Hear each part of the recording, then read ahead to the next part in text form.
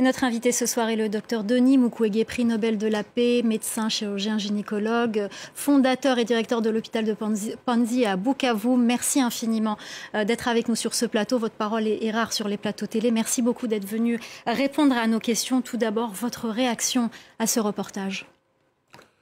La crise en République démocratique du Congo est extrêmement critique.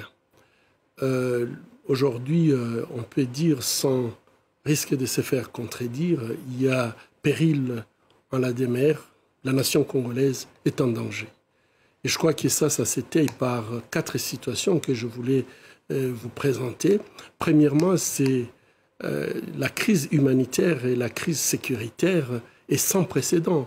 En République démocratique du Congo, depuis 25 ans, plus de 6 millions de personnes ont trouvé la mort dans cette crise.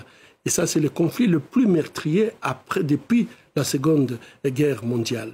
Aujourd'hui, on compte plus de 5 millions de personnes qui sont sans abri, des déplacés internes. Et selon le rapport des Nations Unies, un tiers de la population congolaise a faim, ce qui représente à peu près 30 millions de personnes sans protection et qui n'ont pas de nourriture. Et sans compter toutes les femmes victimes de violences sexuelles. Ça, c'est le premier point. Le deuxième point, nous sommes devant une crise existentielle où le risque de balkanisation est présent. Il y a plus de 120 groupes armés à l'est de la République démocratique du Congo. L'autorité de l'État n'est pas présente dans la plupart de ces endroits. Donc les massacres se font de façon quotidienne. Et aujourd'hui, au lieu d'organiser une armée pour protéger la population, on est en train d'externaliser la sécurité en République démocratique du Congo, ce qui entraîne une surmilitarisation de cette zone où on a les Nations Unies, les pays des SADC, on a des accords avec des pays de la région. Et en fait, malgré cette surmilitarisation, eh bien, les civils continuent à être égorgés, décapités dans cette zone. La troisième chose qu'il faut retenir, c'est que ces conflits, c'est tout à fait une guerre économique dans une espèce de chaos organisé où, en fait, les ressources naturelles, les mines stratégiques de la République démocratique du Congo vont tout simplement répondre aux besoins de l'économie globale et surtout pour la transition énergétique, alors que la population congolaise est laissée presque dans une pauvreté extrême. Et le quatrième point, c'est que la crise que nous sommes en train de connaître aujourd'hui en République démocratique du Congo, ce sont des agressions à répétition. Depuis 25 ans, le Congo est agressé de façon régulière par le Rwanda et l'Ouganda, avec des violations de droits humains presque de façon quotidienne. Et ici, je crois que ce qui vient de se passer à Kichié, les témoignages que nous venons à Kichiché, les témoignages que nous venons d'apprendre, c'est tout simplement une répétition. Ça s'était déjà passé à Katogota, où l'armée rwandaise avait été interceptée par des miliciens locaux et la conséquence, c'était raser le village. Ça s'est passé à Kasika. Et donc je pense que tant qu'il n'y aura pas une justice internationale pour remettre les choses en ordre, le sang des Congolais continue à couler et il est temps d'arrêter ce cercle infernal. Je rappelle juste au passage que le Rwanda nie et que de soutenir le M23 et qu'un rapport de l'ONU a établi que le M23, la milice qui est active en ce moment dans l'est de la RDC, est accusé de ce massacre de Kichiché par un rapport de l'ONU. Autre question, docteur Mukwege, vous militez depuis de nombreuses années contre l'impunité des crimes commis dans l'est de la RDC. Pourquoi 12 ans après le rapport Mappin, rien ne change ? En effet, la crise en République démocratique du Congo est classée au palmarès des crises oubliées comme la première crise internationale négligée. Et lorsque le Norwegian Refugee Council a fait ce palmarès, il a tenu compte de trois éléments. Le premier élément, c'est l'absence de la mobilisation diplomatique internationale.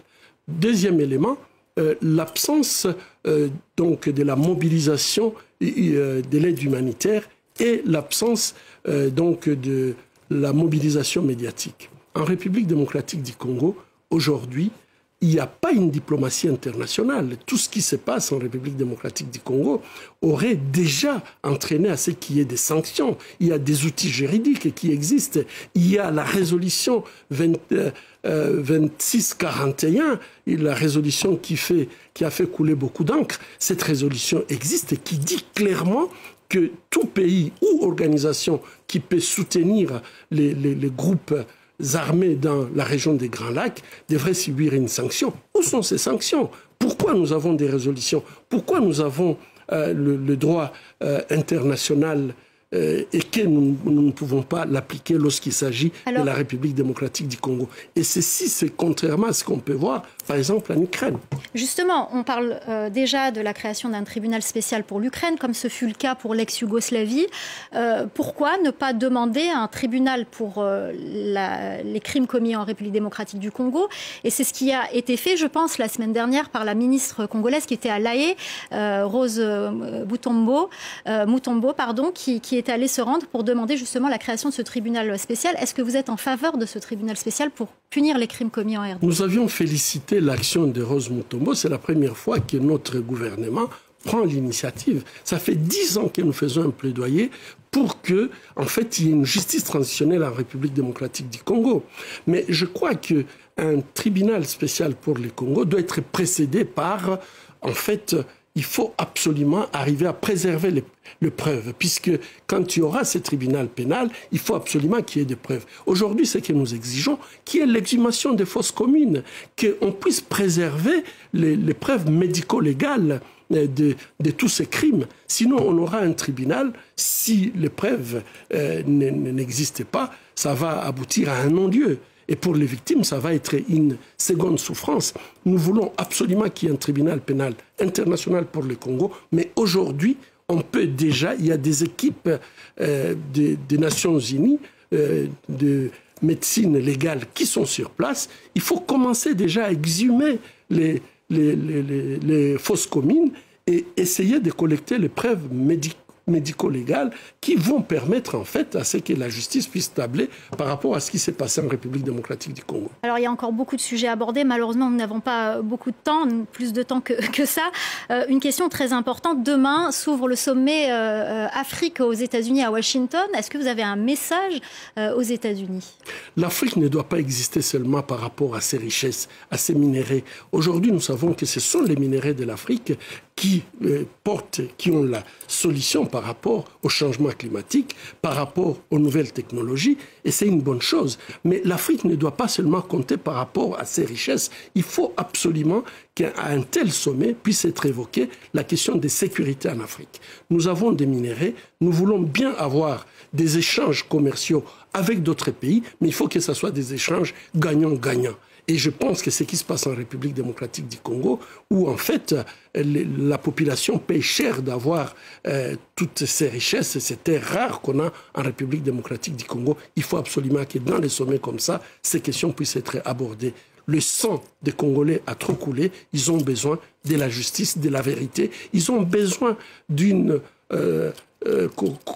réparation et l'absence donc de non-répétition de tous ces crimes qui ont duré déjà plus de 25 ans. Alors, dernière question, est-ce que vous avez un message aujourd'hui aux Congolais aujourd'hui qui nous regardent? Il est très clair aujourd'hui, nous sommes abandonnés par tout le monde. Et je pense que le message que j'adresse aux Congolais, il faut que nous puissions prendre notre destin en main. Les richesses que nous avons, au lieu de nous apporter le bonheur, tout le monde veut avoir sa part du gâteau et malheureusement dans une manière brutale avec des atrocités. Et je pense qu'aujourd'hui, il faut absolument que tous les Congolais comprennent que nous sommes les seuls à pouvoir nous prendre notre destin en main. Merci beaucoup Denis Mukwege, merci infiniment d'avoir répondu à nos questions. Nous poursuivrons, nous continuerons à parler de la République démocratique du Congo dans nos journaux. Merci d'avoir accepté notre invitation dans le Journal de l'Afrique. Je vous en prie, madame. Merci.